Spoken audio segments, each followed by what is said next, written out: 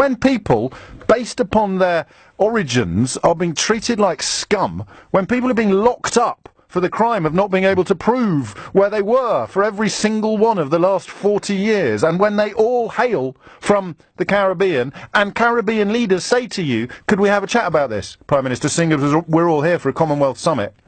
Could we talk about people like Hubert Howard, who arrived here at the age of 3 and has never lived anywhere else? Can we talk about people like Paulette Wilson, who ended up at Heathrow? She was so close to being deported. And I have to tell you, I've just received a quote. I've just seen Cathy Newman of Channel 4 News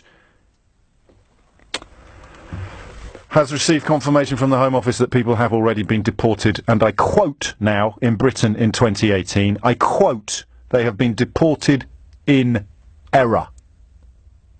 Mothers, daughters, fathers, sons, brothers, sisters, cousins, friends, neighbours, teachers, nurses, deported in error from the only home they've ever known.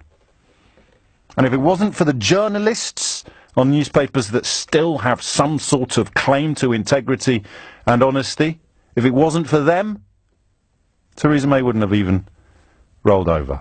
So somewhere in Downing Street they had a conversation about this. Former political editor of the Daily Mail, former editor of the Andrew Marr programme. They're all sitting around having a chat how they're going to cope with it. Why don't you just meet them, Prime Minister? Why couldn't anybody just say that to her? Why didn't we've deported people in error as a result of laws that you brought in as Home Secretary? Maybe you should just meet them. No, I don't think so. I might get a phone call off Donald later. What if I'm busy?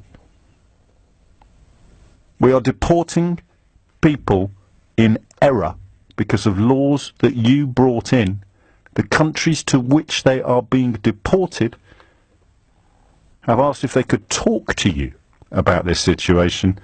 You said no, and only when the optics, as I believe they refer to these matters now, only when the optics got so toxic that even a man like Jacob Rees-Mogg, whose core support is about as racist as it's possible to be, even when a man like Jacob Rees-Mogg recognises the fundamental injustice of the laws that you brought in as Home Secretary, do you do the bare minimum? And man alive, I get cross sometimes. I really do.